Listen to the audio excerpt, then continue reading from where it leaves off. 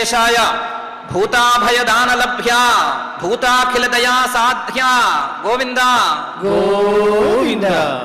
భవనాభిభవాబ్జభవాభిగతా భవభావభువోభిభవాయహిత భవభాన భువో భవతాద్భవతో భవభీతిభనాపహ భావఝరీ అని జగజ్జన్మస్థితిలయ కారణమైన శ్రీనివాస పరమాత్ముని భక్తిగా ప్రార్థించుకుంటూ శ్రీశుకుల వారు ఉపదేశం చేసిన శ్రీమద్భాగవత మహాగ్రంథం యొక్క అధ్యయన కార్యక్రమాన్ని ఈ సాయంకాల వేళ మనం ప్రారంభించుకుందాము. ప్రారంభంలో యథాప్రకారం ఆచార్యుల వారితో కలిసి ప్రార్థనా శ్లోకాలను చదువుకుని శుభారంభం చేసుకుందాం. శ్రీ గురు ప్రార్థన. గురుర్బ్రహ్మా గురుర్విష్ణు గురుర్దేవో మహేశ్వరః గురుః సాక్షాత్ పరం బ్రహ్మ తస్మై శ్రీ గురవే నమః. శ్రీనివాస ప్రార్థనా. వరాభయదహస్తాయ వరారోహ ప్రియాయ చ వరాహాచలవాసాయ శ్రీనివాసాయ తే నమః. అథ సంకల్పః. శ్రీమదాదివరాహ క్షేత్రే విరాజమానస్య నిత్యశుద్ధ బుద్ధ ముక్త స్వభావస్య లీలాగృహీత విగ్రహస్య శ్రీ పద్మావతీ జానేః అనుగ్రహేణ అస్మాకం సర్వేషాం బుద్ధిశుద్ధ్యర్థం విద్యాభివృద్ధ్యర్థం భక్తి జ్ఞాన వైరాగ్యాది తదనుకూల సర్వసంపత్సమృద్ధ్యర్థం శ్రీ పరమేశ్వర ప్రీత్యర్థం శ్రీమద్భాగవత పాఠం కరిష్యామహే. అస్య శ్రీమద్భాగవత స్తోత్ర మహామంత్రస్య నారద ఋషిః బృహతి ఛందః శ్రీకృష్ణ పరమాత్మా దేవతా బ్రహ్మ బీజం భక్తిశక్తిః జ్ఞాన వైరాగ్యే కీలకం అస్మాకం శ్రీమద్భగవత్ ప్రసాద సిద్ధ్యర్థే పాఠే వినియోగః. ధ్యానం నారాయణాద్భుతవరాహ వినీయమానాం దంష్ట్రాగ్రకోటికిరణావలిపూర్యమాణాం వ్యాసప్రసూతశుకవాక్యవిగీయమానాం విశ్వంభరాం నమత భాగవతామితాభాం.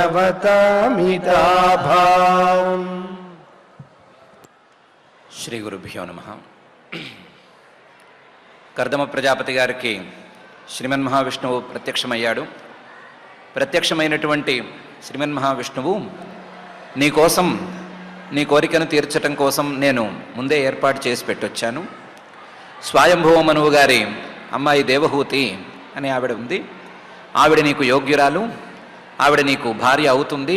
ఆయనే ఎల్లుండి వచ్చి నీతో ఆ విషయం మాట్లాడతాడు అని చెప్పి, కేవలం భార్యను నువ్వు కోరావు, లేదా మీ నాన్నగారు చెప్పినట్లుగా గృహస్థాశ్రమాన్ని యోగ్యమైన రీతిలో నిర్వహించుకోవటానికి కోరిక కోరావు అంటే అంతవరకు తీరిస్తే నేనెందుకు ప్రత్యక్షం కావటం? కాబట్టి నీకు సంతానం కలుగుతుంది. అందులోనూ 9 మంది ఆడపిల్లలు నీకు సంతానంగా పుడతారు. ఆ 9 మంది పెద్ద పెద్ద మహర్షుల భార్యలు అవుతారు. వాళ్ళకి మళ్ళీ సంతానం కలుగుతారు అని నీకు వరం ఇస్తున్నాను అని వరాన్ని కూడా ఇచ్చాడు. ఇచ్చి నువ్వు కేవలం మీ తండ్రి గారి ఆదేశం మేరకు మాత్రమే ఈ గృహస్థాశ్రమంలోకి చేరదామని సంకల్పంలో ఉన్నావు. వాస్తవానికి ఈ ఆశ్రమంతో పనిలేని వాడివే. నీవు మోక్షం కోసం ప్రయత్నం చేసే స్థాయిలో ఉన్నవాడివే. కానీ తండ్రి గారి ఆదేశం మేరకు మాత్రమే ఇలా చేస్తున్నావు కాబట్టి త్వంచ సమ్యగనుష్ఠాయ నిదేశం మమ ఉషత్తమః మయి తీర్థీకృతాశేష క్రియార్థో మాం ప్రపత్స్యసే అని నేను నీకు హామీ ఇస్తున్నాను అని శ్రీమన్ మహావిష్ణువు హామీ ఇచ్చాడు. త్వంచ నువ్వు ఈ సంతానం కోసం గృహస్థాశ్రమంలోకి ప్రవేశించిన తర్వాత, సంతానం కలిగిన తర్వాత సమ్యగ్ అనుష్ఠాయ చక్కగా నీ కర్మానుష్ఠానాన్ని చక్కగా చేసుకుని, నిష్కామంగా కర్మానుష్ఠానాన్ని చేసుకుని, అందులోనూ నిదేశం మే నా యొక్క ఆదేశాన్ని, అంటే రుణాపాకరణం, రుణాన్ని తీర్చుకోవటం, పితరుల రుణాన్ని తీర్చుకోవటం అనేటువంటి నా ఆదేశాన్ని తీర్చుకుని, ఆదేశం మే ఉషత్తమ శుద్ధ సత్వుడివై మనస్సంతా పరిశుభ్రం అయిపోగా, మయి తీర్థీకృతాశేష క్రియార్థ నీవు చేసుకున్నటువంటి కర్మల తాలూకు ఫలితాలన్నిటినీ నాకే సమర్పించేసేసి, మయి నాయందే తీర్థీకృత అంటే ఒక పవిత్ర తీర్థక్షేత్రంలో పాత్రుడికి దానం చేసినట్లుగా తీర్థీకృత అశేష క్రియార్థ నీవు చేసినటువంటి కర్మల తాలూకు ఫలితాలన్నీ నాకు దానం చేసేసి, నాకు సమర్పణం చేసేసుకుని, మాం ప్రపత్స్యసే నన్ను చేరుకుంటావు, నేను నీకు హామీ ఇస్తున్నాను అని శ్రీమన్ మహావిష్ణువు త్వంచ సమ్యగ్ అనుష్ఠాయ నిదేశం మ ఉషత్తమః మయి తీర్థీకృతాశేష క్రియార్థో మాం ప్రపత్స్యసే అని అన్నాడు. అయితే ఇది కేవలం నీ ఒక్కడికే సంబంధించింది కాదు, వినేవాళ్ళందరికీ కూడా వర్తించేదే. ఎవరైనా సరే వాళ్ళు చేసుకోవలసినటువంటి కర్మలను చేసుకుంటూ ఆ సత్కర్మలకు ఫలితాలను ఆశించకుండా ఆ కర్మలను ఫలితాలను పరమాత్మకే గనక సమర్పణం చేసుకున్నట్లయితే వాళ్ళందరూ నా దగ్గరికి వచ్చి తీరుతారు. అలా నా దగ్గరికి రావటానికి ఈ కర్మ సమర్పణం అనేది మాత్రమే కాకుండా ఇంకా కూడా 2 దారులు ఉన్నాయి. వాటిని కూడా పాటించినట్లయితే అందరూ రాగలుగుతారు అని పై శ్లోకంలో అంటున్నాడు. కృత్వా దయాంచ జీవేషు దత్వా చాభయమాత్మవాన్ మయి ఆత్మానం సహ ద్రక్ష్యసి ఆత్మన్య జగత్ ద్రక్ష్యస్యాత్మని చాపిమాం అని. కృత్వా దయాంచ జీవేషు గృహస్థాశ్రమంలో ఉన్నప్పుడు భూతాల మీద, జీవుల మీద, సాటి ప్రాణుల మీద దయను చక్కగా కలిగి ఉంటే, దత్వా చ అభయమాత్మవాన్ మనస్సును పరిశుద్ధంగా ఉంచుకొని, మనస్సును స్థిరంగా ఉంచుకొని, సర్వజీవాలకు ప్రాణులన్నిటికీ కూడా అభయాన్ని ఇచ్చుకునే మాట అయితే, ప్రాణులన్నిటికీ అభయాన్ని ఇచ్చేటువంటి సన్యాసాశ్రమాన్ని స్వీకరించుకునే మాట అయితే, మయి ఆత్మానం సహ జగత్ ద్రక్ష్యసి మొత్తం ఈ ప్రపంచం, ఈ సృష్టి, ఈ సంసారం మొత్తాన్ని నాలో చూసుకోగలుగుతావు. మయి ఆత్మానం సహ జగత్ ద్రక్ష్యసి అందులో కేవలం నాలో జగత్తుని, సృష్టిని మాత్రమే కాదు, ఆత్మానం నిన్ను నువ్వు కూడా చూసుకోగలుగుతావు. అలాగే ఆత్మని చాపిమాం నీలో నన్ను చూసుకోగలుగుతావు. పరమాత్మలో సృష్టి మొత్తాన్ని, ఈ సంసారం మొత్తాన్ని తనను చూసుకోగలుగుతారు ఎవరైనా సరే. అలాగే తనలో పరమాత్మను కూడా చూసుకోగలుగుతారు.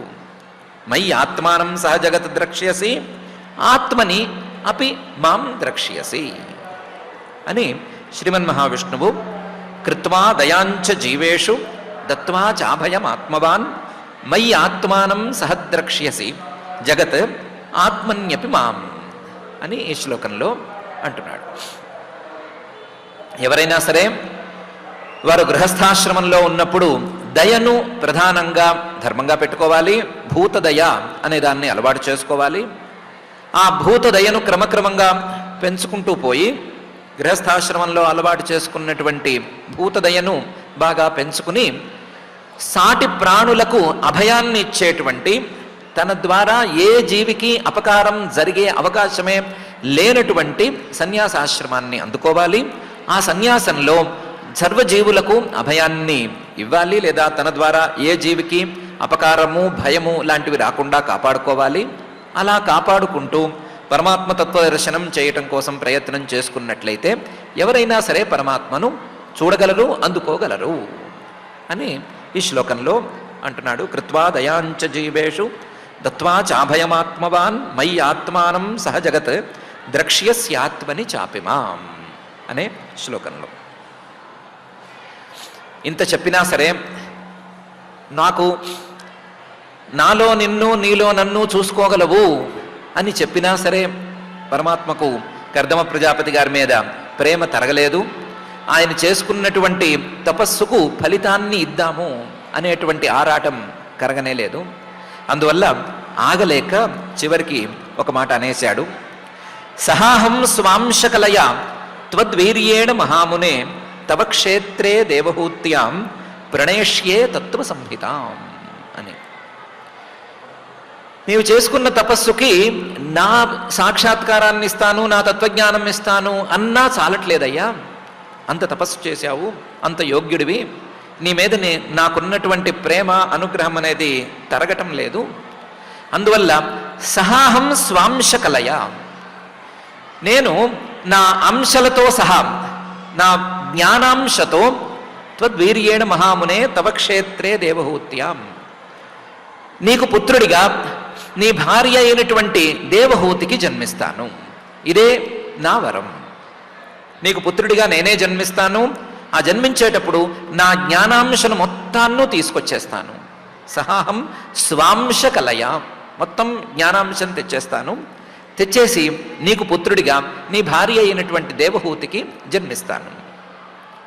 ఇది నేను ఇచ్చేటువంటి వరం. అయితే నేను ఎప్పుడైతే దిగుతానో, ఎప్పుడైతే అవతరిస్తానో అప్పుడు ఊరుకే కూర్చోవడానికి నాకు తీరిక ఉండదు, లేదా ఊరికే కూర్చోవటం అనేది నా స్వభావం కాదు. నీకు పుత్రుడుగా పుట్టినంత మాత్రాన పుట్టామో పెరిగామా అన్నట్టుంటే సరిపోదు. కాబట్టి అందరికీ ఉపయోగించేట్లుగా ప్రణేష్యే తత్వ సంహితాం, మంచి ఉపదేశాన్ని కూడా ఆ అవతారంలో నేను చేస్తాను అని పరమాత్మే స్వయంగా కర్దమ ప్రజాపతి గారు ఏ వరము కోరుకోకుండానే చివరికి సాక్షాత్కారాన్ని కూడా ఇస్తానన్న తరువాత ఈ మాట అంటున్నాడు. సహాహం స్వాంశకలయ త్వద్వీర్యేణ మహామునే తవ క్షేత్రే దేవహూత్యాం ప్రణేష్యే తత్వ సంహితాం అనే ఈ శ్లోకంలో. ఇదైన తర్వాత ఇంకా పరమాత్మ తన మాటలను చాలించాడు. తర్వాత ఏం జరిగింది అనే అంశాన్ని మైత్రేయ మహర్షి గారు చెప్తున్నారు. మైత్రేయ ఉవాచ ఏవం తమనుభాష్యాథ భగవాన్ ప్రత్యగక్షజ జగామ బిందు సరస సరస్వత్యా పరిశ్రితాత్ అని. ఏవం ఈ రకంగా పరమాత్మ ఆయనతో మాట్లాడాడు కర్దమ ప్రజాపతి గారితో. తమనుభాష్య, ఈ మాటలన్నీ పూర్తయిపోయిన తరువాత అథ, ఆ తరువాత భగవాన్ ప్రత్యగక్షజ, ఆ పరమాత్మ అంతర్ధానమైపోయాడు, అక్కడి నుంచి కదిలి వెళ్ళిపోయాడు. ఎలాంటి పరమాత్మ? ప్రత్యగక్షజ, తమ ఇంద్రియాలను లోపలికి తిప్పుకుంటే కనిపించేటువంటి పరమాత్మ, తమ ఇంద్రియాలను బయటికి వదిలిపెట్టడం అనేటువంటి అలవాటుకు వ్యతిరేక దిశలో లోపలికి ఉంచుకోవటం, తమ ఇంద్రియాలను నిగ్రహించుకోవటం అనేటువంటి అలవాటును చేసుకుంటే కనిపించే, చేసుకుంటేనే ఉన్నట్లు అనిపించేటువంటి పరమాత్మ. కర్దమ ప్రజాపతి గారు ఆ అలవాటు చేసుకున్నారు కాబట్టి ఆయనకు కనిపించినటువంటి కారణం పూర్తయిపోవటంతో భగవాన్ ప్రత్యగక్షజ జగామ బిందు సరస, బిందు సరోవరం అనేటువంటి ఆ ప్రాంతం నుంచి వెళ్ళిపోయాడు. అంతర్ధానమైపోయాడో, లేకపోతే వెళ్ళిపోయాడో, లేదా ఆయనకి కూడా కనిపించినటువంటి పరిస్థితికి చేరుకున్నాడో, ఏదో ఒకటి చేసేశాడు. జగామ బిందు సరస సరస్వత్యా పరిశ్రితాత్, సరస్వతీ నదీ తీరంలో సరస్వతీ నదితో చుట్టుబడి ఉన్నటువంటి ఆ బిందు సరోవరం నుంచి వెళ్ళిపోయాడు. కర్దమ ప్రజాపతి గారు ఉన్నటువంటి ప్రాంతానికి బిందు సరస్సు అని, బిందు సరోవరం అని ఈ సంఘటన జరిగిన తరువాత పేరు వచ్చింది. ఈ సంఘటన జరిగిన తర్వాతే దానికి ఆ పేరు వచ్చింది. ఆ పేరు కలిగినటువంటి బిందు సరోవరం అనే ప్రాంతం నుంచి వెళ్ళిపోయాడు. ఏవం తమనుభాష్యాథ భగవాన్ ప్రత్యకక్షజ జగామ బిందు సరస సరస్వత్యా పరిశ్రితాత్ అని మైత్రేయ మహర్షి గారు అంటున్నారు. ఎలా బయలుదేరి వెళ్ళాడు అంటే, నిరీక్షతస్తస్య యయావశేష సిద్ధేశ్వరాభిష్టుత సిద్ధమార్గ ఆకర్ణయన్ పత్రరథేంద్రపక్షై ఉచ్చారితం స్తోమముదీర్ణ సామా అనే తీరులో బయలుదేరి వెళ్ళాడు. నిరీక్షతస్తస్య, ఆ కర్దమ ప్రజాపతి గారు చూస్తూనే ఉన్నారు. చూస్తూ ఉండగానే యయా అవశేష సిద్ధేశ్వరాభిష్టుత సిద్ధమార్గ, ఏ దారిలోనైతే సిద్ధేశ్వరాభిష్టుత సిద్ధమార్గ, సిద్ధేశ్వరులు సిద్ధులలో కల్లా కూడా పై స్థాయి సిద్ధులను అందుకున్నటువంటి సిద్ధేశ్వరులు, ఉత్తమ స్థాయి సిద్ధులు ఏ దారినైతే చాలా గొప్పగా పొగుడుతారో సిద్ధేశ్వర అభిష్టుత సిద్ధ మార్గ, సిద్ధులు చేరవలసినటువంటి, సిద్ధులందరూ చివరికి చేరవలసినటువంటి వైకుంఠ మార్గం అనేటువంటి మార్గాన్ని ఆశ్రయించి ఆ మార్గంలో వెళ్ళిపోయాడు.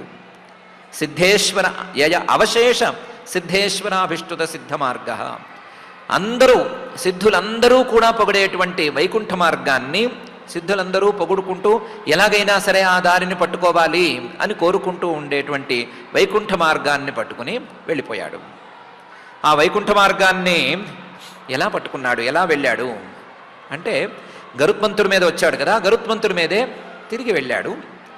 గరుత్మంతుడు అంటే కేవలం పక్షి కాదు, ఆయన వేదాలకు ప్రతీక అని అనుకున్నాం కాబట్టి, ఆకర్ణయన్ పత్రరథేంద్ర పక్షై ఉచ్చారితం స్తోమం ఉదీర్ణ సామ అనే తీరులో ఆ గరుత్మంతుడు రెక్కలు కదిలిస్తూ ఉంటే, రెక్కలు అల్లార్చుకుంటూ ఆయన బయలుదేరితే, ఆయన రెండు రెక్కల ద్వారా వినిపించేటువంటి సామ మంత్రాల తాలూకు గానాన్ని వింటూ వెళ్ళాడు. ఆకర్ణయన్ వింటూ దేన్ని విన్నాడు? పత్రరథేంద్ర పక్షై ఉచ్చారితం.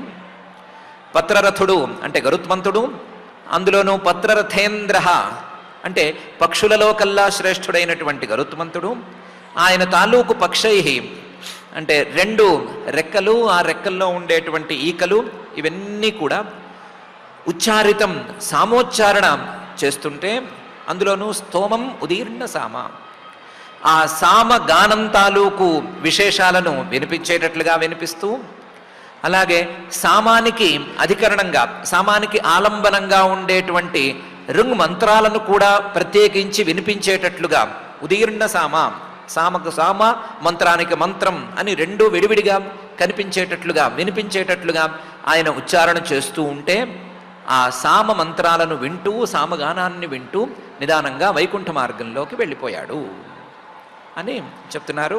నిరీక్షతస్తస్య యయావశేష సిద్ధేశ్వరాభిష్టుత సిద్ధమార్గ ఆకర్ణయన్ పత్రరథేంద్ర పక్షై ఉచ్చారితం స్తోమముదీర్ణ సామ అనే ఈ శ్లోకంలో గరుత్మంతుడి రెండు రెక్కలకి బృహద్రథంతరాలు అని పేరు. బృహద్రథంతరాలు అంటే రెండు రకాల సామలు, ఆ సామలే గరుత్మంతుడి రెండు రెక్కలు అని బృహద్రథంతరే పక్షౌ అని ఒక చోట వేదంలోనే ఉంది.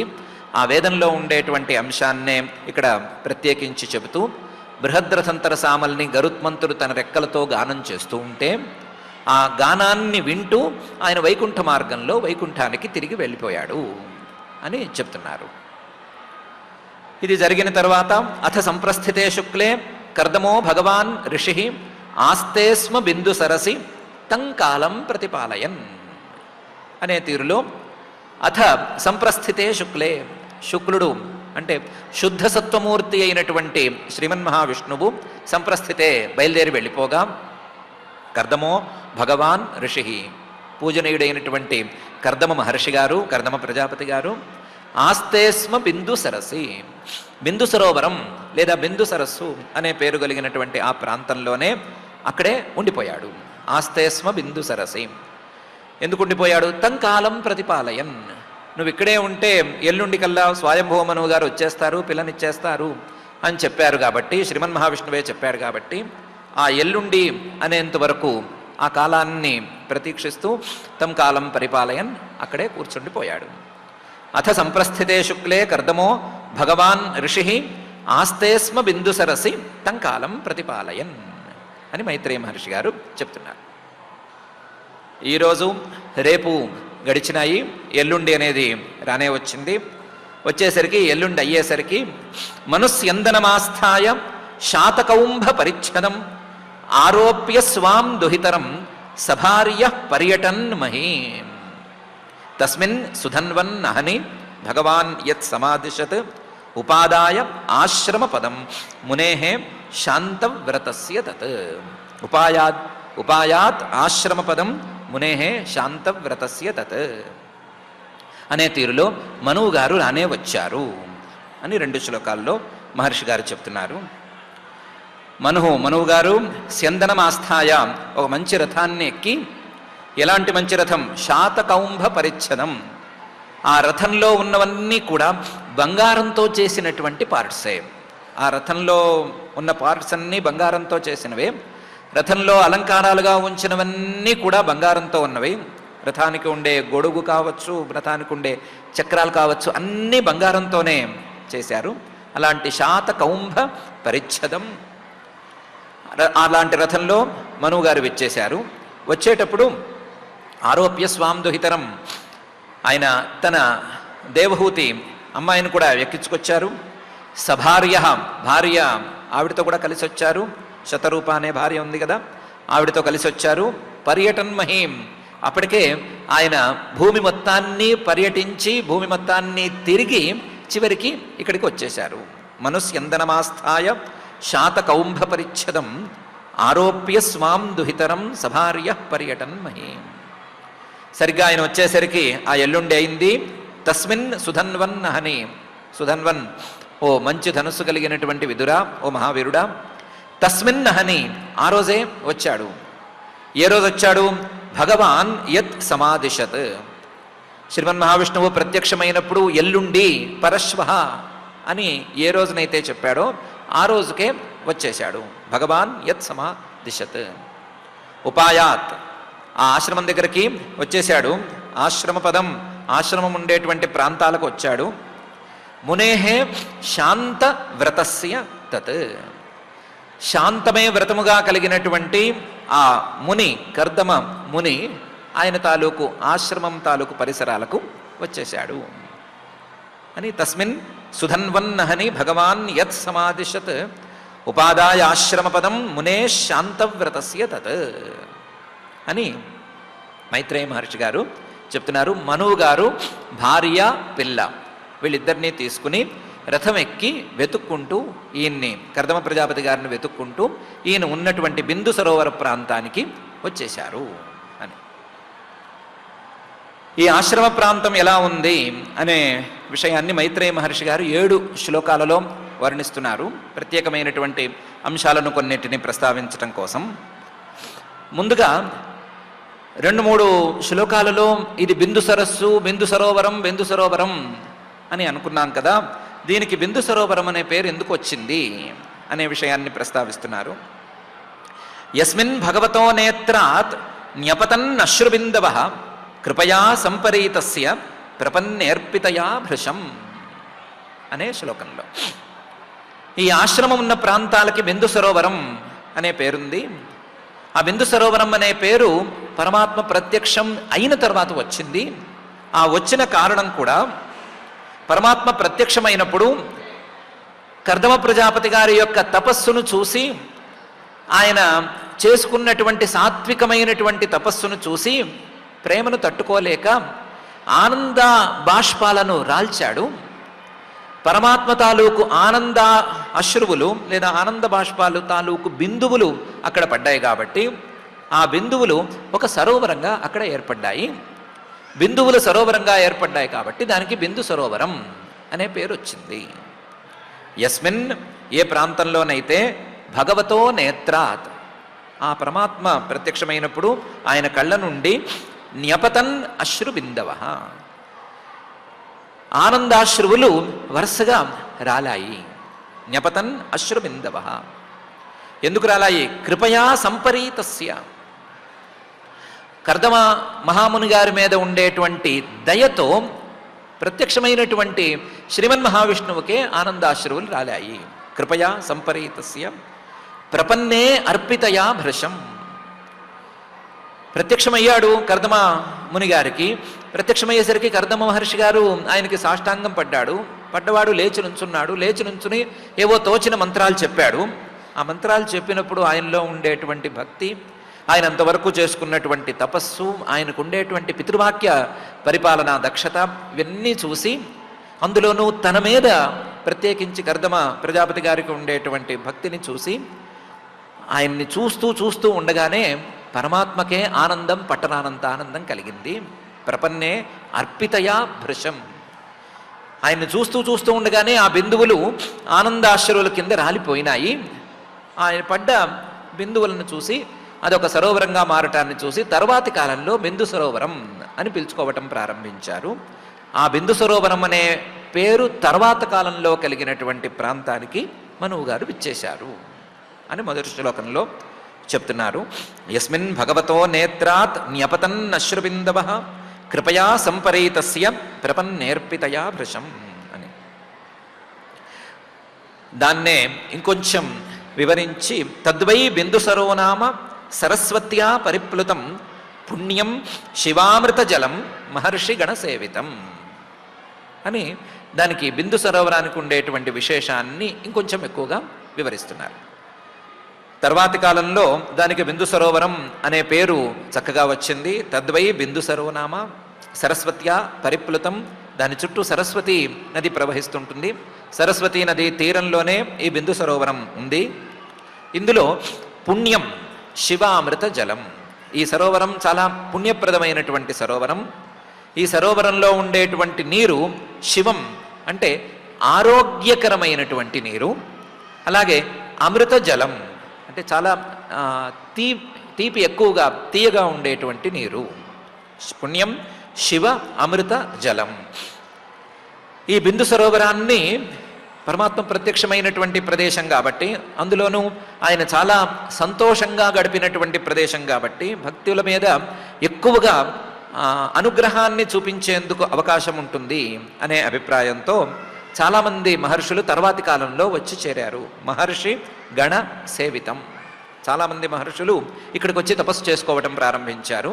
తొందరగా అనుగ్రహం దొరుకుతుంది అనే అభిప్రాయంతో అలాంటి బిందు సరోవరానికి, ఆ ప్రాంతానికి స్వయంభువ మనువు గారు భార్యాపిల్లలతో సహా చేరారు అని చెప్తున్నారు.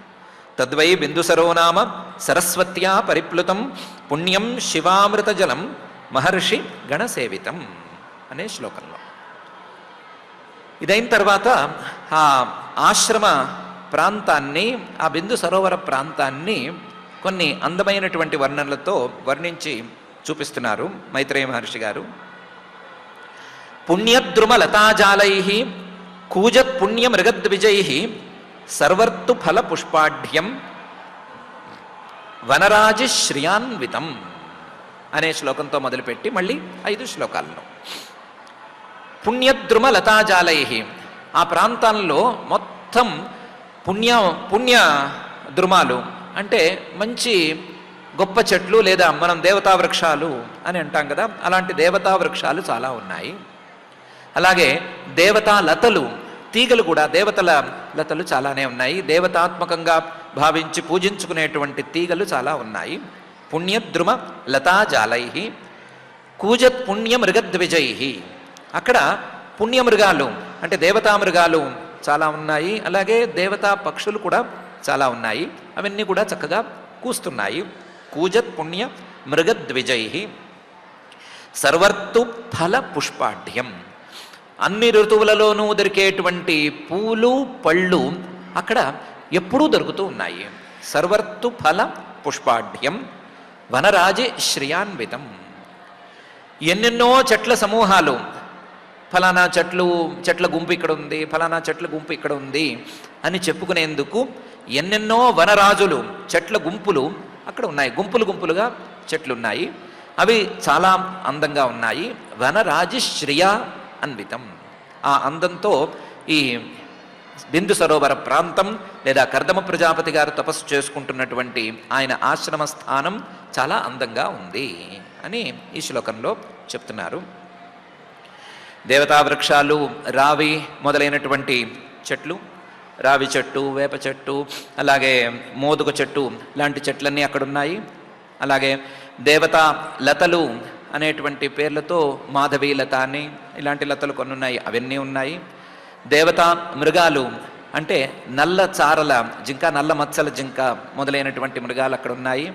అలాగే దేవతా పక్షులు అంటే అవి కూడా రామచిలుక లాంటి కొన్ని దేవతా పక్షులు అక్కడ ఉన్నాయి. పూజకు యోగ్యమైనటువంటి పక్షులు ఉన్నాయి. అక్కడ అందమైనటువంటి చెట్లు, ఆ చెట్ల గుంపులు, ఆ చెట్ల గుంపులకి ఎన్ని కాలాల్లో చూసినా సరే అన్ని కాలాల్లోనూ పండేటువంటి పళ్ళు, పూలు ఇవన్నీ కూడా చక్కగా కనిపిస్తున్నాయి. ఆ ప్రాంతమంతా కూడా చాలా మనోహరంగా ఉంది అని పైన ఈ శ్లోకంలో తన భావాన్ని మహర్షి గారు చూపిస్తున్నారు. పుణ్యద్రుమ లతాజాలై కూజత్ పుణ్య మృగద్విజై సర్వర్తు ఫల పుష్పాఢ్యం వనరాజశ్రియాన్వితం అనే శ్లోకంలో. అలాగే మత్తద్విజగణైర్ఘుష్టం మత్త భ్రమర విభ్రమం మత్త బర్హి నటాటోపం ఆహ్వయన్ మత్త కోకిలం అనే 4వ శ్లోకంలో అక్కడ ఏనుగులు మదించున్నాయి. ఆ మదించినటువంటి ఏనుగులు గట్టిగా ఘీంకారాలు చేస్తూ తమ ఆనందాన్ని, సంతోషాన్ని వ్యక్తపరుస్తూ ఉన్నాయి. మత్త ద్విజ గణైర్ఘుష్టం. అలాగే మత్త భ్రమర విభ్రమం. ఇందాక చెప్పుకున్నట్లుగా అన్ని ఋతువుల్లోనూ దొరికేటువంటి పూలన్నీ అక్కడ చక్కగా పూచి ఉండటం చేత ఆ పూలలోని మకరందాన్ని ఆస్వాదించటానికి ఎన్నెన్నో తొమ్మిదలున్నాయి. ఆ తొమ్మిదలన్నీ కూడా మకరందాన్ని తాగి చాలా మత్తెక్కి ఉన్నాయి. మత్తెక్కి అక్కడక్కడే తిరుగుతున్నాయి. మత్త భ్రమర విభ్రమం. దీనికి తోడు అక్కడంతా కూడా మంచి ఆనందకరమైనటువంటి వాతావరణం ఉండటంతో, వాతావరణం కూడా బాగా ఉందేమో, మత్త బర్హి నటాటోపం. బాగా మత్తెక్కినటువంటి నెమళ్ళు నాట్యం ఆడటానికి సిద్ధంగా ఉన్నాయి, నాట్యం ఆడుతున్నాయి. ఆ నాట్యం ఎలా ఉన్నాయి అంటే అవేవో నటుల్లాగా మారిపోయినాయి.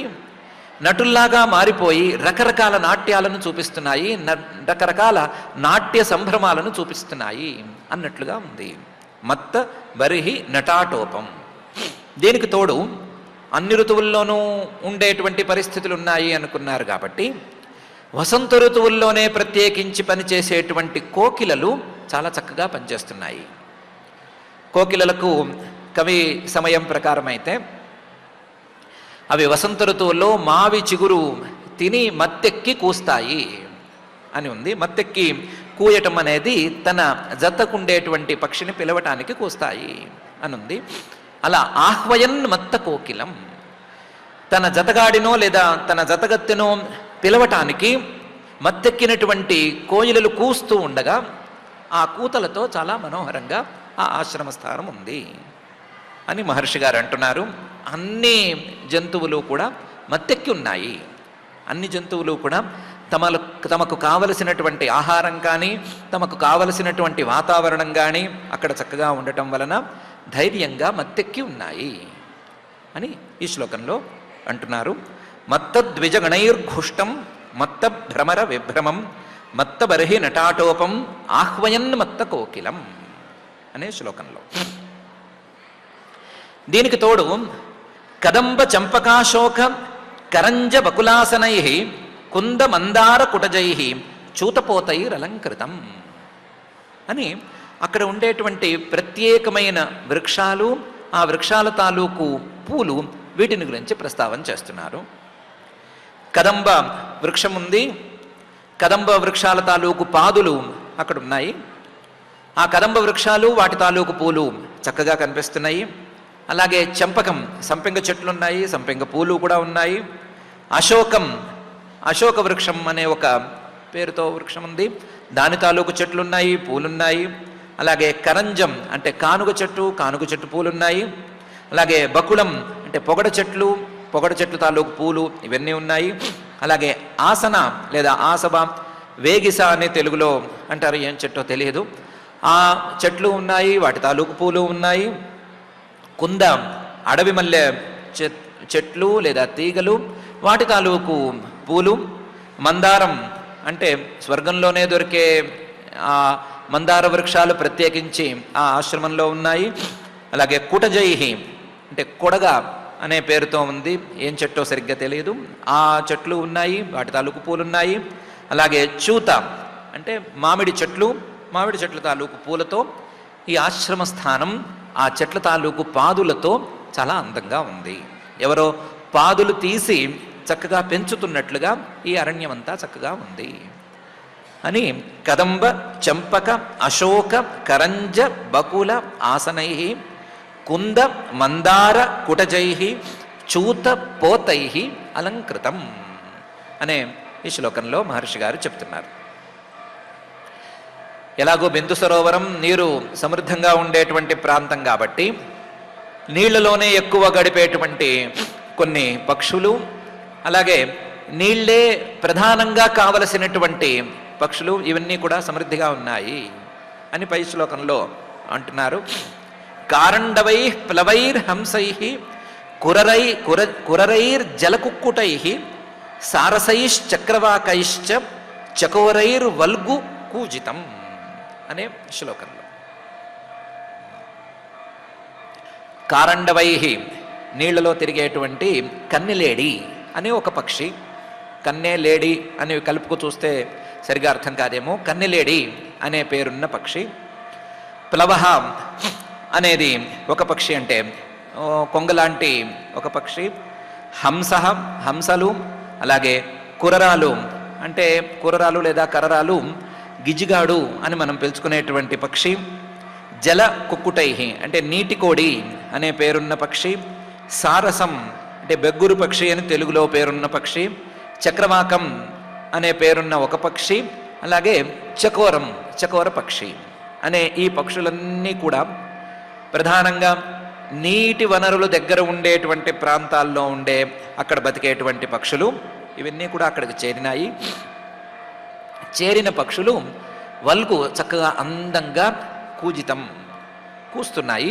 ఆ కూతలతో ఆ ఆశ్రమ ప్రాంతమంతా కూడా చాలా మనోహరంగా ఉంది అని మహర్షి గారు కారండవై ప్లవైర్ హంసై కురరైర్ జలకుక్కుటై సారసైశ్చక్రవాకైశ్చ చకోరైర్ వల్గు కూజితం అనే శ్లోకంలో అంటున్నారు. ఇది కాక తథైవ హరిణై క్రౌడై శ్వావిద్ గవయ కుంజరై గోపుచ్చైర్ హరిభిర్మర్కై నకులైర్ నాభిభిర్వృతం అనే శ్లోకంలో 10 రకాల మృగాలు కూడా ఆ ఆశ్రమ ప్రాంతంలో చక్కగా సంచరిస్తున్నాయి అని అంటున్నారు. తథైవ ఎలాగైతే అక్కడ ఏనుగులు మొదలైనటువంటి ఉన్నాయో అలాగే హరిణై అక్కడ జింకలు చాలా స్వేచ్ఛగా సంచరిస్తున్నాయి. క్రోడై అడవి పందులు సంచరిస్తున్నాయి. శ్వావిత్ అంటే ముళ్ళ పందులు చక్కగా సంచరిస్తున్నాయి. గవయ అంటే బ్లూ బుల్ అంటారు కదా, అలాంటి జంతువు, ఆ జంతువులు కూడా సంచరిస్తున్నాయి. కుంజరై ఏనుగులు, 2 జాతుల్లో ఉండేటువంటి ఏనుగులు అవి సంచరిస్తున్నాయి. గోపుచ్చై అంటే కొండ ముచ్చు కావచ్చు, లేకపోతే చమరీ మృగం అనే పేరుతో ఉండేటువంటి మృగమైనా కావచ్చు, ఆ జంతువులు అవి సంచరిస్తున్నాయి. హరిభి మర్కటాలు, ఒక రక జాతికి చెందినటువంటి మర్కటాలు లేదా సింహాలు ఇవి సంచరిస్తున్నాయి. మర్కై మనకు తెలిసిన కోతులు సంచరిస్తున్నాయి. నకులై అంటే ముంగిసలు అవి కూడా తిరుగుతున్నాయి. నాభిభి అంటే కస్తూరి మృగాలు ఇవి కూడా సంచరిస్తున్నాయి. నాభిభిర్వృతం ఇలాంటి ఆశ్రమ పదాన్ని స్వయంభూమనువు గారు చేరారు అని చెప్తున్నారు. తథైవ హరిణై క్రోడై శ్వావిద్ గవయ కుంజరై గోపుచ్చైర్ హరిభిర్మర్కై నకులైర్ నాభిభిర్వృతం అనే ఈ శ్లోకంలో వెరసి ఈ 7 శ్లోకాల్లో 2 శ్లోకాల్లోనేమో దీనికి బిందు సరోవరం అనేటువంటి పేరు ఎలా వచ్చింది అని చెప్పారు. 5 శ్లోకాల్లో ఆ ఆశ్రమ ప్రాంతం ఎంత ఆహ్లాదకరంగా ఉంది అనే విషయాన్ని చెప్పారు. చెప్పి దదర్శ తత్తీర్థవరం ఆదిరాజ సహాత్మజ దదర్శ మునిమాసీనం తస్మిన్ హుతహుతాశనం అని పైన కర్దమ ప్రజాపతి గారిని చూశారు అని చెప్పబోతున్నారు. అయితే ఒక చిన్న విచారణ అయితే మనం చేసుకోవాలి. మనువు గారు వచ్చారు, ఆయన చేయవలసినటువంటి పని మా అమ్మాయిని నువ్వు చేసుకోమని కర్దమ ప్రజాపతి గారిని అడగటం అనేటువంటి పని.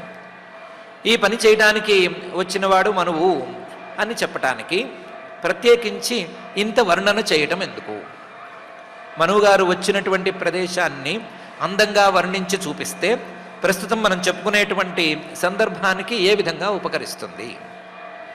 ఆశ్రమ ప్రాంతానికి ఆయన వచ్చాడు, కర్దమ ప్రజాపతి గారిని చూశాడు, మాట్లాడాడు, వెళ్ళాడు అంటే సరిపోయేదానికి దానికి ఆ ప్రాంతానికి ఈ పేరు ఎందుకు వచ్చింది అని చెప్పి, ఆ ప్రాంతంలో ఈ చెట్లున్నాయి, ఆ చెట్లున్నాయి అని చెప్పి, ఆ ప్రాంతంలో ఈ మృగాలున్నాయి, ఆ పక్షులున్నాయి, ఈ పుష్పాలున్నాయి అని చెప్పుకోవటం ద్వారా ఏమొస్తుంది అని చిన్న ఆలోచన అయితే చేయాలి. మహర్షి గారి తాత్పర్యం కేవలం అందమైనటువంటి ఆ ఆశ్రమ స్థానాన్ని వర్ణించటం మాత్రమే కాదు, అందాన్ని దాటినటువంటి ఇంకా ఏదో విషయాన్ని మహర్షి గారు చెప్పదలుచుకున్నారు అని మనం విచారణ ద్వారా తేల్చుకుని తీరాలి. మహర్షి గారు ఏం చెప్పదలుచుకుంటున్నారు అంటే, కర్దమ ప్రజాపతి గారు ప్రధానంగా యోగ సాధనా విధానంలో సమాధి స్థితిలో భగవంతుణ్ణి మనసులో ఉంచుకుని దాని ద్వారా భగవంతుణ్ణి పూజించుకుని ఆయన్ని సాక్షాత్కరింపజేసుకున్నారు అని కదా ఇంతకుముందు చెప్పుకుంది. ఆ సమాధి స్థితి దాకా వెళ్ళటానికి ముందు ఆయనకి యమ నియమాలు కావలసి ఉంటాయి కదా. యోగాంగానుష్ఠానాదశుద్ధిక్షయే జ్ఞానదీప్తి రహా వివేకఖ్యాతే అని కదా యోగ సూత్రం. ఆ యోగాంగాలని యమ నియమాసన ప్రాణాయామ అని మొదలుపెట్టి చెప్పారు కదా. అందులో మొదటి 2 యోగాంగాలు యమాలు నియమాలు కదా. అందులో యమాలు ఒక రకంగా ఉంటే నియమాలు ఇంకొక రకంగా ఉంటాయి కదా.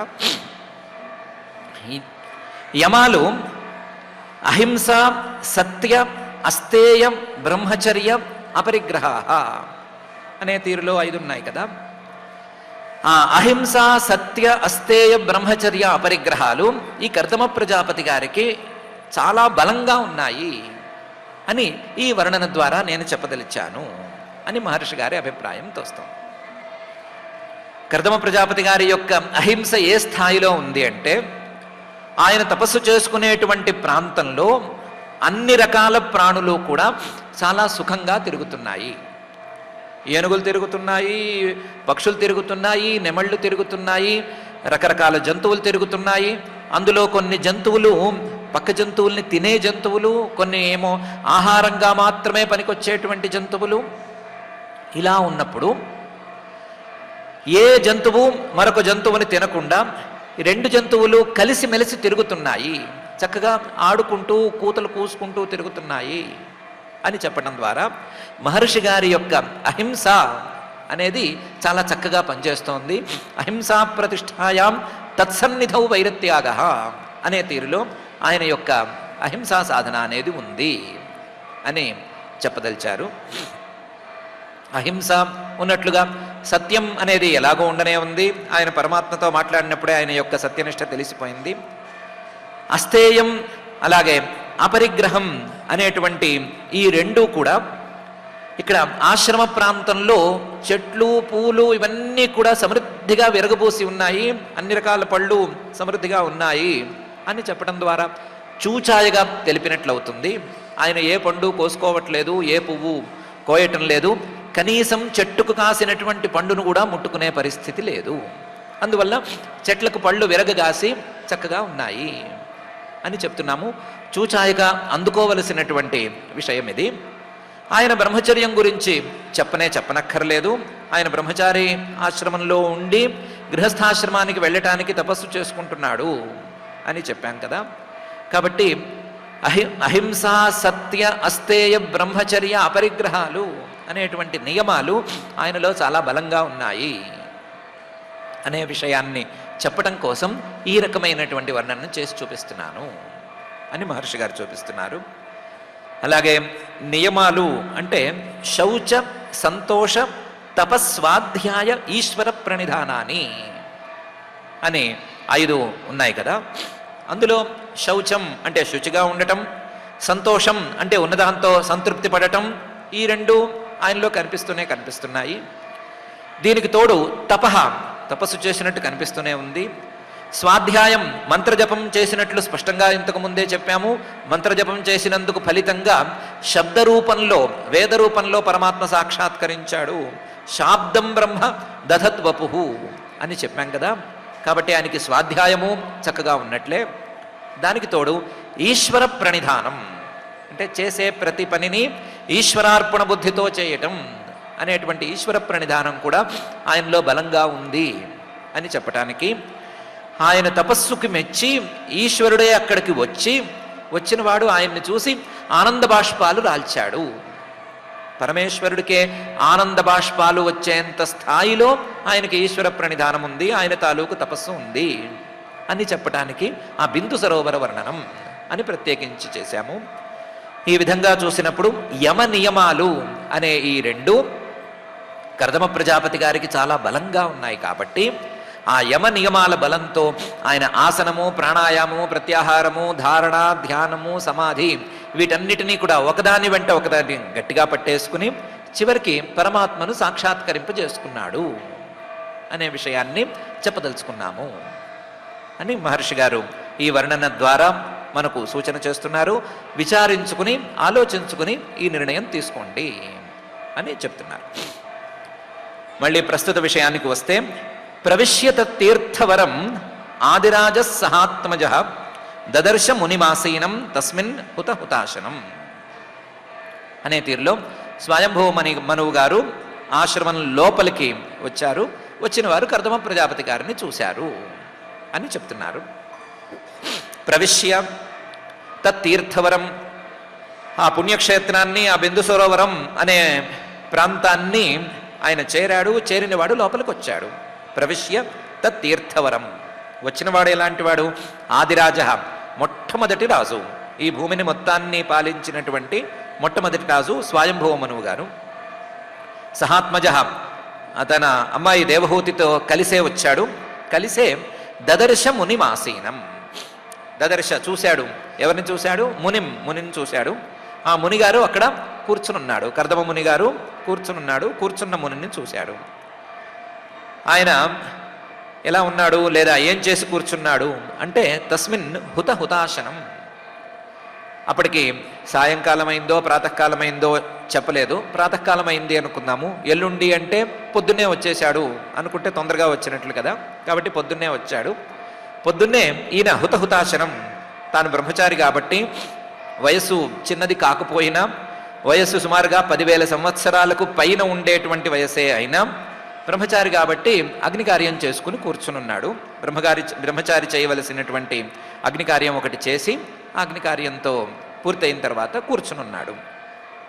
తస్మిన్ హుతాశనం ప్రవిశ్యత తీర్థవరం ఆదిరాజ సహాత్మజ దదర్శ మునిమాసీనం తస్మిన్ హుతాశనం అని మహర్షి గారు లోపలికి వచ్చినవాడు ఆయన్ని చూశారు అని చెప్తున్నారు. ఎలా ఉన్నాడు ఆయన కర్దమ ప్రజాపతి గారు చూడటానికి అంటే, విద్యోతమానం వపుష తపస్యుగ్రయజా చిరం నాతిక్షామం భగవత స్నిగ్ధాపాంగ అవలోకనాత్ అనే తీరులో ఉన్నాడు. విద్యోతమానం వపుష, ఆ కర్దమ ప్రజాపతి గారు వెలిగిపోతున్నాడు. దగదగా వెలిగిపోతున్నాడు, మెరిసిపోతున్నాడు. విద్యోతమానం వపుష, ఎందుకు మెరుస్తున్నాడు అంటే మామగారు వస్తున్నారు, పిల్లనివ్వబోయే మామగారు వస్తున్నారు అని ముల్తానీ మెట్టి ప్యాక్లు అవి కొనుక్కుని అవి వేసుకుని మొహంలో గ్లో తెచ్చుకుని ఉన్నాడు అని కాదు. తపసి, ఆయన తపస్సుతో వెలిగిపోతున్నాడు. తపస్సు చేసుకున్నాడు కాబట్టి ఆ తపస్సుతో వెలుగుతున్నాడు. ఉగ్రయుజాచరం, ఒట్టి తపస్సు కాదు, ఉగ్రయోగం, సమాధి స్థితిని అందుకునేంత స్థాయిలో ఉండేటువంటి యోగ సాధన చేసుకున్నాడు కాబట్టి ఆ యోగ సాధన చేసుకున్నవారు, యోగ సిద్ధిని పొందినవారు ఎంత తేజస్సుతో ఉంటారో అంత తేజస్సుతో ఈయన వెలిగిపోతున్నాడు. అందులోనూ చిరం 10,000 సంవత్సరాల పాటు ఇలాంటి తపస్సు, యోగ సాధన ఇవి చేస్తే ఏ స్థాయిలో వెలిగిపోతారో ఆ స్థాయిలో అందంగా వెలిగిపోతున్నాడు. విద్యోతమానం వపుష తపస్యుగ్రయుజాచిరం.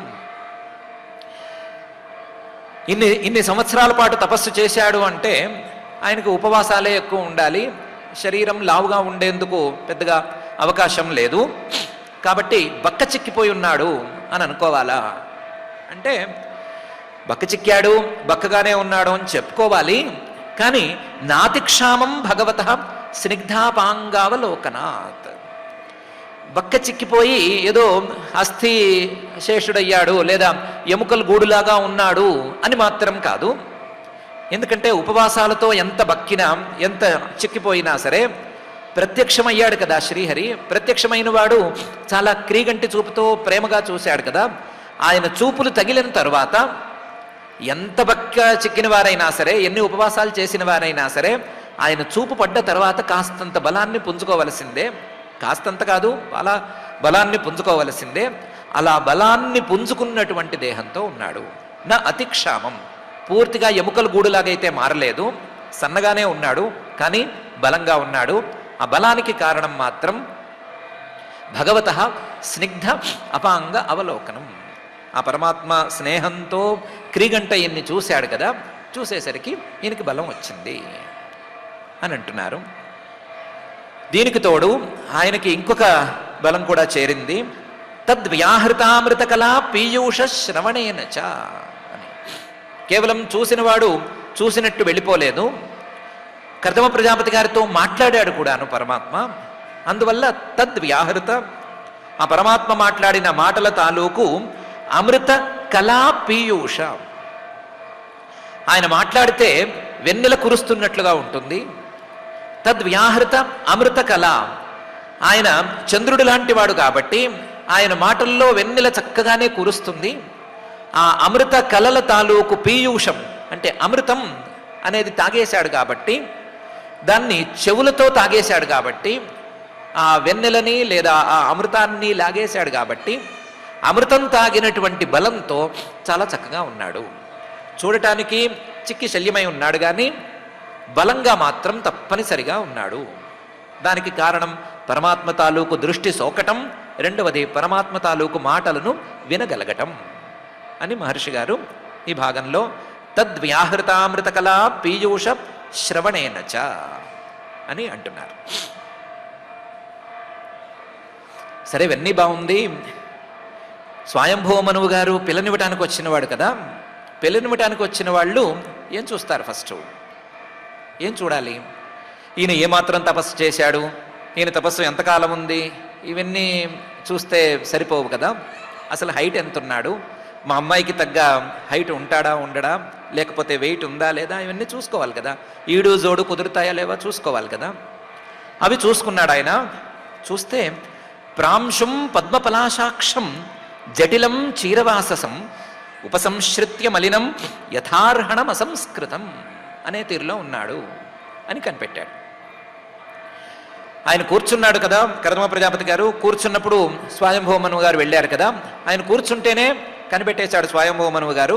అయం ప్రాంశు, పొడుగు బానే ఉన్నాడు, పొడగరే ఈయన అని కనిపెట్టాడు.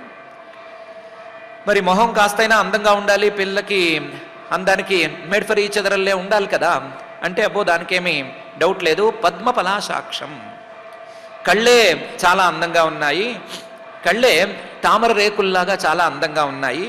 మగవాళ్ళకి అంత అందమైన కళ్ళు ఉండవు, డ్రై ఐస్. అయినా సరే ఈయన కళ్ళు చాలా అందంగా ఉన్నాయి, పద్మ పలాశాక్షం అని అనుకున్నాడు.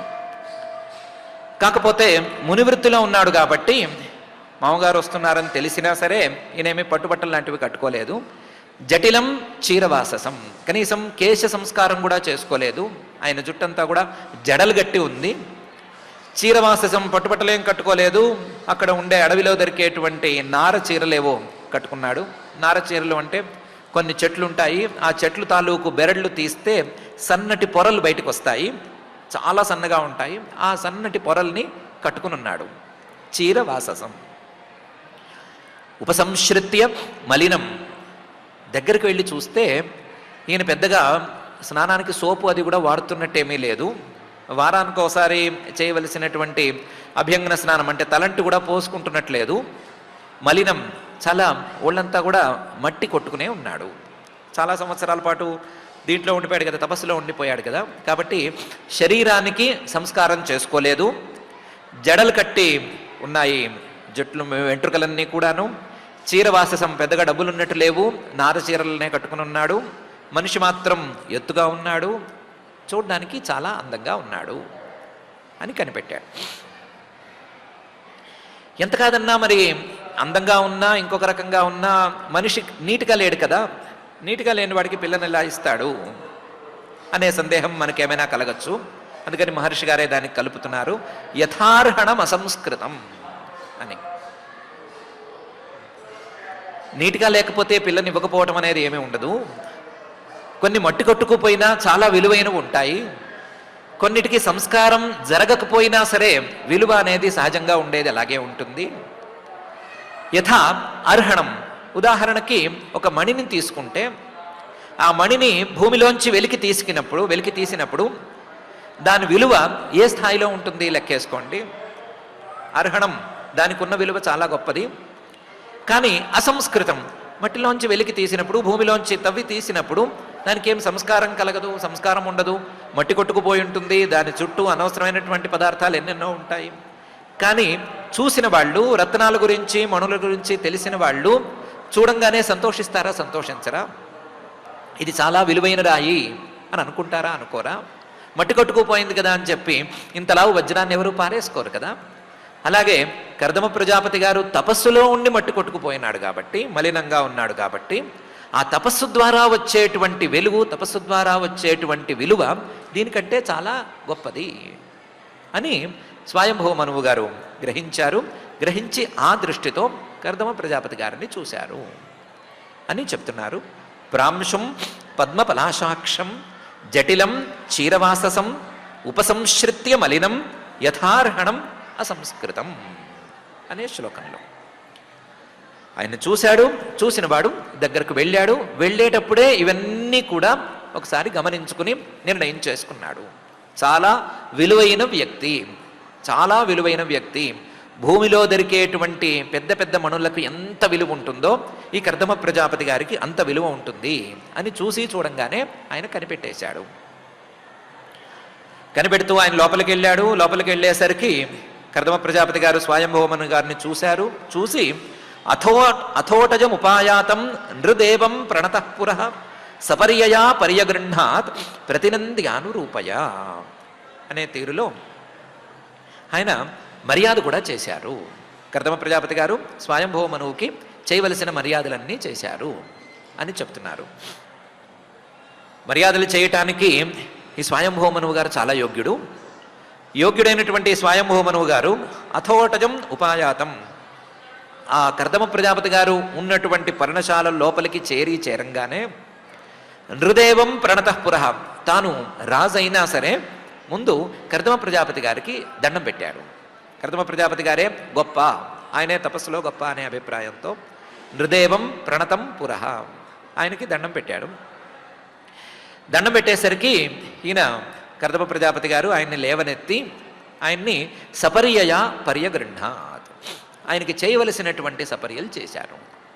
బ్రహ్మచారి గారి దగ్గర సపర్యలు చేయడానికి ఏముంటాయి, ఏం వస్తువులు ఉంటాయి? వస్తువులు ఏమైనా ఉంటే ఆయన ఏదో తాగేవాడు కదా, కనీసం టీ పెట్టివ్వటానికి కూడా అక్కడేమీ సౌకర్యం ఉన్నట్టు లేదు.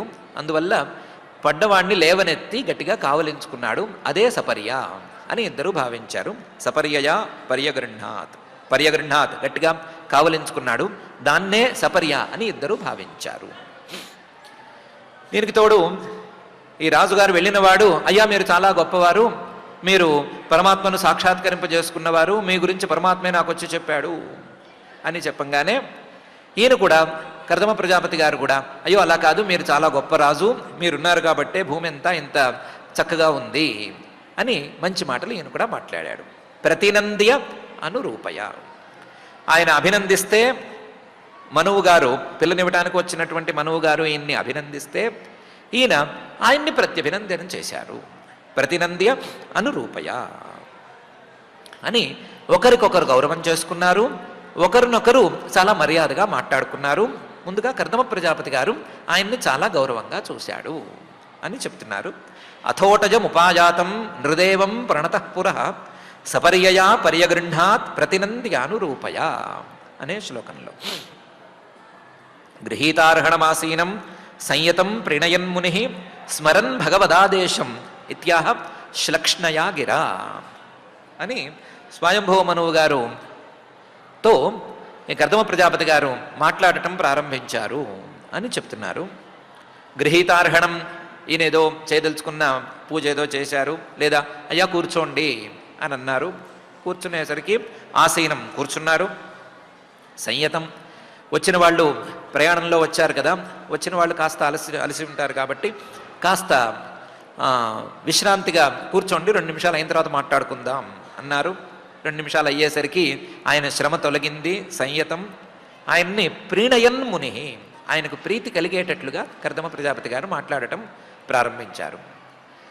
మాట్లాడేటప్పుడు స్మరన్ భగవదాదేశం, భగవంతుడు ప్రత్యక్షమైనప్పుడు ఇక్కడికి 3వ రోజు ఎల్లుండి నీకు ఆయన కనిపిస్తాడు, కనిపించి నీకు పిల్లనిస్తాడు అని చెప్పారు కదా, ఆ ఆదేశాన్ని స్మరిస్తూ దాన్ని గుర్తు చేసుకుంటూ ఇత్యాహ శ్లక్ష్ణయా గిరా, మృదువైన మాటలతో అందమైన మాటలతో ఆయనతో మాట్లాడటం అని ప్రారంభించాడు. ఇంటికొచ్చినవాడు కాబట్టి ఇంట్లో ఉండే యజమాని, ఈయనేం పెద్ద యజమాని కాకపోవచ్చు కానీ ఇక్కడ ఉన్నవాడు కాబట్టి ముందు కర్దమ ప్రజాపతి గారే మాట్లాడటం ప్రారంభించారు అని గృహీతార్హణం ఆసీనం సంయతం ప్రణయన్ముని స్మరన్ భగవదాదేశం ఇత్యాహ శ్లక్ష్ణయా గిరా అనే శ్లోకంలో మాట్లాడటం ప్రారంభించారు అని చెప్తున్నారు. ఇంకా మాట్లాడుకోవటం, అందులో మొదలు కర్దమ ప్రజాపతి గారు మాట్లాడటం, తర్వాత స్వయంభవ మనువు గారు మాట్లాడటం, ఇలాంటి ఇతివృత్తాలన్నీ క్రమంగా జరగవలసినవే. వాటిని జాగ్రత్తగా అయితే చూసుకుందాం. చూసుకునే ముందు యమ నియమాలు, వాటి గురించి వర్ణనను మహర్షి గారు ఏ విధంగా అందంగా మనకు చేసి చూపించారో ఒకసారి ఈ ప్రస్తావనలో మనం కనిపెట్టుకుందాము. యమ నియమాలు గనక సవ్యంగా ఉండే మాట అయితే, మన స్థాయిలో మనకే ఉండే మాట అయితే, పరమాత్మ యొక్క అనుగ్రహం ఏ స్థాయిలో ఉండవచ్చు అని ఊహించుకుందాం. ఏ స్థాయిలో ఉండవచ్చు అంటే మన మీద పరమాత్మకే సంతోషం కలిగి ఆయనకే ఆనందాశ్రువులు రాలేటువంటి స్థాయిలో ఉండవచ్చు అని అర్థం చేసుకుందాం. పరమాత్మను చూసి మనకు ఆనందాశ్రువులు రాలటం కాదు, పరమాత్మకే మనల్ని చూస్తే ఆనందాశ్రువులు రాలేటువంటి సందర్భం ఈ యమనియమాది సాధనతోనూ, లేకపోతే తపస్సుతోనో, లేకపోతే మనం చేసుకోవలసినటువంటి సత్కర్మలను చేసుకోవటం ద్వారానో, మంచితనం ద్వారానో, దయతోనో, అభయంతోనో, దేంతోనైనా సరే తప్పనిసరిగా వస్తుంది అని వృత్తాంతం ద్వారా మనం కనిపెడదాం. కనిపెట్టి అసలు పరమాత్మను గురించి వింటే ఆనందాశ్రువులు రాలటం అనే పాయింట్ని కూడా పక్కన పెట్టి, పరమాత్మ మనల్ని చూసి ఆనందాశ్రువులను రాల్చేటువంటి సందర్భాన్ని మనం కూడా ఎలాగైనా సరే సాధించాలి అని నిర్ణయించుకుందాం. అలా నిర్ణయిస్తే మాత్రం పని జరిగిపోదు అనే భావన ఉన్నట్లయితే ఈ నిర్ణయాన్ని అమలుపరిచి మనల్ని చూసి ఆనందాశ్రువులు రాల్చవలసిందిగా, అలాంటి స్థాయికి మనల్ని చేర్చవలసిందిగా ఆ జగజ్జన్మ స్థితి లయ కారణమైన శ్రీనివాస పరమాత్మని భక్తిగా ప్రార్థించుకుందాం. ఇక పారాయణ కార్యక్రమాన్ని ప్రారంభించుకుందాం. ఓం నమో వెంకటేశాయ. ఆచార్యులు చెప్పినటువంటి అర్థాన్ని అనుసంధానం చేసుకుంటూ శ్రద్ధగా నేడు శ్రీమద్భాగవతంలో తృతీయ స్కంధంలో 21వ అధ్యాయంలో 30వ శ్లోకం దగ్గర నుంచి మనం పారాయణ చేసుకుందాం. అథ శ్రీమద్భాగవతే పారమహంస్యాం సంహితాయాం తృతీయ స్కంధే ఏకవింశాధ్యాయే శ్లోకాః త్వం చ సమ్యగనుష్ఠాయ నిదేశం ఉషత్ ఉషత్తమః నిదేశం ఉషత్తమః మయి తీర్థీకృతాశేష మయి తీర్థీకృతాశేష క్రియార్థో మాం ప్రపత్స్యసే క్రియార్థో మాం ప్రపత్స్యసే మయి తీర్థీకృతాశేష క్రియార్థో మాం ప్రపత్స్యసే మయి తీర్థీకృతాశేష క్రియార్థో మాం ప్రపత్స్యసే కృత్వా దయాంచ జీవేషు కృత్వా దయాంచ జీవేషు దత్వా చాభయమాత్మవాన్ దత్వా చ భయమాత్మవాన్ మయ్యాత్మానం సహ జగత్ మయ్యాత్మానం సహ జగత్ ద్రక్ష్యస్యాత్మని చాపి మాం ద్రక్షస్యాత్మని చాపి మాం సహాహం స్వాంశ కలయా సహాహం స్వాంశ కలయా త్వద్వీర్యేణ మహామునే త్వద్వీర్యేణ మహామునే తవ క్షేత్రే దేవహూత్యాం తవ క్షేత్రే దేవహూత్యాం ప్రణేష్యే తత్వసంహితాం ప్రణేష్యే తత్వసంహితాం మైత్రేయ ఉవాచ మైత్రేయ ఉవాచ ఏవం తమనుభాష్యాథ ఏవం తమనుభాష్యాథ భగవాన్ ప్రత్యగక్షజః భగవాన్ ప్రత్యగక్షజః జగామ బిందు సరసః జగామ బిందు సరసః సరస్వత్యా పరిశ్రితాత్ సరస్వత్యా పరిశ్రితాత్ నిరీక్షతస్తస్య యయావశేష నిరీక్షతస్తస్య యయావశేష సిద్ధేశ్వరాభిష్టుత సిద్ధమార్గః సిద్ధేశ్వరాభిష్టుత సిద్ధమార్గః నిరీక్షతస్తస్య యయావశేష సిద్ధేశ్వరాభిష్టుత సిద్ధ మార్గః నిరీక్షతస్తస్య యయావశేష సిద్ధేశ్వరాభిష్టుత సిద్ధమార్గః ఆకర్ణయన్ పత్రరథేంద్రపక్షైః ఆకర్ణయన్ పత్రరథేంద్రపక్షైః ఉచ్చారితం స్తోమముదీర్ణసామా ఉచ్చారితం స్తోమముదీర్ణసామా అథ సంప్రస్థితే శుక్లే అథ సంప్రస్థితే శుక్లే కర్దమో భగవాన్ ఋషిః కర్దమో భగవాన్ ఋషిః ఆస్తే స్మ బిందు సరసి ఆస్తే స్మ బిందు సరసి తం కాలం ప్రతిపాలయన్ తం కాలం ప్రతిపాలయన్ మనుస్యందనమాస్థాయ మనుస్యందనమాస్థాయ శాతకౌంభ పరిచ్ఛదం శాతకౌంభ పరిచ్ఛదం ఆరోప్య స్వాం దుహితరం ఆరోప్య స్వాం దుహితరం సభార్యః పర్యటన్ మహీం సభార్యః పర్యటన్ మహీం తస్మిన్ సుధన్వన్మహనీ తస్మిన్ సుధన్వన్నహని భగవాన్ యత్ సమాదిశత్ భగవాన్ యత్ సమాదిశత్ ఉపాయాదాశ్రమపదం ఉపాయాదాశ్రమపదం మునే శాంతవ్రతస్య తత్ మునే శాంతవ్రతస్య తత్ యస్మిన్ భగవతో నేత్రాత్ యస్మిన్ భగవతో నేత్రాత్ న్యపతన్నశ్రుబిందవః న్యపతన్నశ్రుబిందవః కృపయా సంపరీతస్య కృపయా సంపరీతస్య ప్రపన్నేర్పితయా భృశం ప్రపన్నేర్పితయా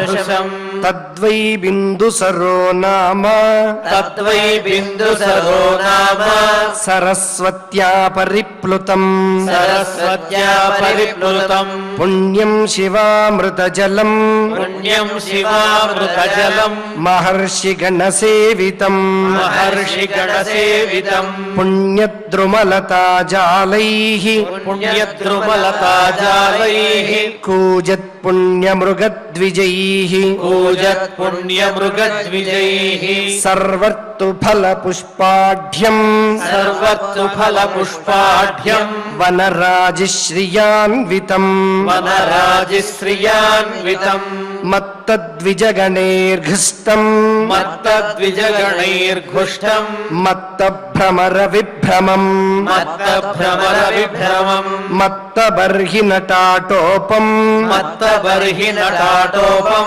ఆహ్వయన్మత్తకోకిలం ఆహ్వయన్మత్తకోకిలం కదంబచంపకాశోక కదంబచంపకాశోక కరంజబకులాసనైః కరంజబకులాసనైః కదంబచంపకాశోక కరంజబకులాసనైః కదంబచంపకాశోక కరంజబకులాసనైః కుందమందారకుటజైః కుందమందారకుటజైః చూతపోతైరలంకృతం చూతపోతైరలంకృతం కారండవైః ప్లవైర్హంసైః కారండవైప్లవైర్హంసైః కురరైర్జలకుక్కుటైః కురరైర్జలకుక్కుటైః సారసైశ్చక్రవాకైశ్చ సారసైశ్చక్రవాకైశ్చ చకోరైర్వల్గుకూజితం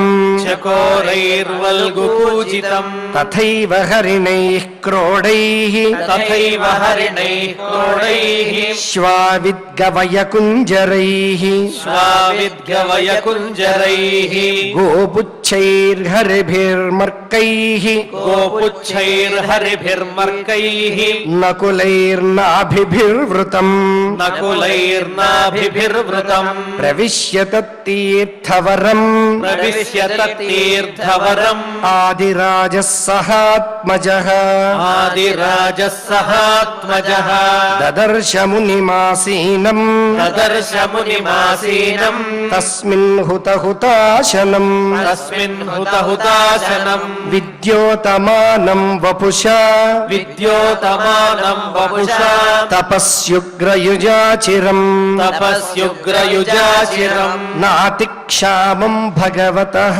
నాతిక్షామం భగవతః స్నిగ్ధాపాంగావలోకనాత్ స్నిగ్ధాపాంగావలోకనాత్ తద్వ్యాహృతామృతకలా తద్వ్యాహృతామృతకలా పీయూషశ్రవణేన చ పీయూషశ్రవణేన చ తద్వ్యాహృతామృతకలా పీయూషశ్రవణేన చ తద్వ్యాహృతామృతకలా పీయూషశ్రవణేన చ ప్రాంశుం పద్మపలాసాక్షం నాంశం పద్మపలాసాక్షం జటిలం చీరవాససం జటిలం చీరవాససం ఉపసంసృత్య మలినం ఉపసంశ్రిత్య మలినం యథార్హణమసంస్కృతం యథార్హణమసంస్కృతం అథోటజముపాయాతం అథోటజముపాయాతం నృదేవం ప్రణతం పురః హృదేవం ప్రణతం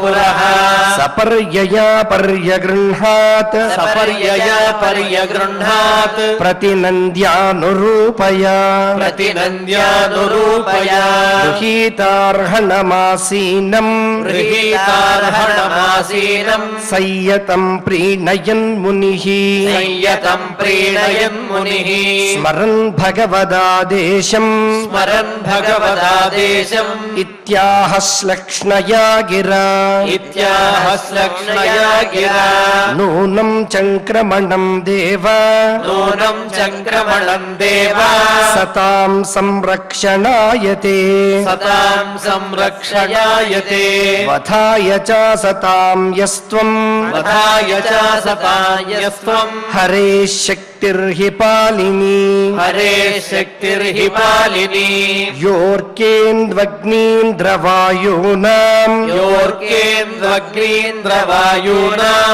యమధర్మ ప్రచేతసాం యమధర్మ ప్రచేతసా రూపాణి స్థాన ఆధత్సే రూపాణి స్థాన ఆధత్సే తస్మై శుక్లాయతే నమః తస్మై శుక్లాయతే నమః నయదారథమాస్థాయ నయదారథమాస్థాయ జైత్రం మణిగణార్పితం చైత్రం మణిగణార్పితం విస్ఫూర్జచ్చండకోదండో విస్ఫూర్జచ్చండకోదండో రథేన త్రాసయన్నఘాన్ రథేన త్రాసయన్నఘాన్ స్వసైన్యచరణక్షుండం స్వసైన్యచరణక్షుణ్ణం వ్యాపయన్ మండలం భువః వేపయన్మండలం భువః వికర్షన్ బృహతీం సేనాం వికర్షన్ బృహతీం సేనాం పర్యటస్యంశుమానివ పర్యటస్యంశుమానివ తదైవ సేతవః సర్వే తదైవ సేతవః సర్వే వర్ణాశ్రమ నిబంధనాః వర్ణాశ్రమ నిబంధనాః భగవద్రచితా రాజన్ భగవద్రచితా రాజన్ భిద్యేరన్ బతదస్యుభిః విద్యేరన్వతదస్యుభిః అధర్మశ్చ సమేధేత అధర్మశ్చ సమేధేత లోలుపైః వ్యంకుశైర్నృభిః లోలుపైః వ్యంకుశైర్నభిః శయానే త్వయి లోకోऽయం శయానే త్వయి లోకోऽయం దస్యుగ్రస్తో వినంక్ష్యతి దస్యుగ్రస్తో వినంక్ష్యతి అథాపి పృచ్ఛే త్వాం వీర అథాపి పృచ్ఛే త్వాం వీర యదర్థం త్వమిహాగతః యదర్థం త్వమిహాగతః తద్వయం నిర్వ్యలీకేన తద్వయం నిర్వ్యలీకేన ప్రతిపద్యామహే హృదా ప్రతిపద్యామహే హృదా ఇతి ఇతి శ్రీమద్భాగవతే శ్రీమద్భాగవతే పారమహంస్యాం సంహితాయాం పారమహంస్యాం సంహితాయాం తృతీయస్కంధే తృతీయస్కంధే ఏకవింశోऽధ్యాయः ఏకవింశోऽధ్యాయः. పారాయణ కార్యక్రమాన్ని భక్తి శ్రద్ధలతో పరిపూర్ణం చేసుకున్నాం. ఇప్పుడు అందరం సమష్టిగా క్షమా ప్రార్థనాదులు పలుకుదాం. అథ క్షమా ప్రార్థనా యదక్షరపదభ్రష్టం మాత్రాహీనం చ యద్భవేత్ తత్సర్వం క్షమ్యతాం దేవ నారాయణ నమోऽస్తుతే. అథ భగవత్సమర్పణం కాయేన వాచా మనసేంద్రియైర్వా బుద్ధ్యాత్మనా వా ప్రకృతే స్వభావాత్ కరోమి యద్యత్ సకలం పరస్మై నారాయణాయేతి సమర్పయామి. అథ లోకక్షేమ ప్రార్థనా సర్వే భవంతు సుఖినః సర్వే సంతు నిరామయాః సర్వే భద్రాణి పశ్యంతు మా కశ్చిద్ దుఃఖభాగ్ భవేత్. అథ మంగళం శ్రియః కాంతాయ కళ్యాణ నిధయే నిధయేర్ధినాం. అనురాగానికి అమ్మ ఆదర్శం, ఆరోగ్యానికి Shri Sai homeo stores and clinic. అనుభవం, అర్హత, అంకిత భావం కల డాక్టర్లచే చికిత్స. అన్ని రకాల ఆరోగ్య సమస్యలకు నమ్మకమైన ఎంపిక Shri Sai homeo stores and clinic. Diabetes, కీళ్ల నొప్పులు, సయాటికా, వెన్నుముక సమస్యలు, థైరాయిడ్, నిద్రలేమి, మానసిక సమస్యలు, ఋతు సమస్యలు, అన్ని రకాల దీర్ఘకాలిక వ్యాధులకు ప్రత్యేక హోమియో వైద్యం. అందరికీ అందుబాటులో అంతర్జాతీయ హోమియో వైద్యం Shri Sai homeo stores and clinic. మీ ఆరోగ్య సమస్య ఏదైనా ఇప్పుడు పరిష్కారం సాధ్యం. సైడ్ ఎఫెక్ట్ లేని వైద్యంతో సంపూర్ణ ఆరోగ్యం కొరకు సంప్రదించండి Shri Sai homeo clinic and stores, Bhavani Nagar, Ambedkar Nagar Road, Old Alwal, Secunderabad. సంప్రదించాల్సిన ఫోన్ నంబర్స్ 9000751751 మరియు 9000422525.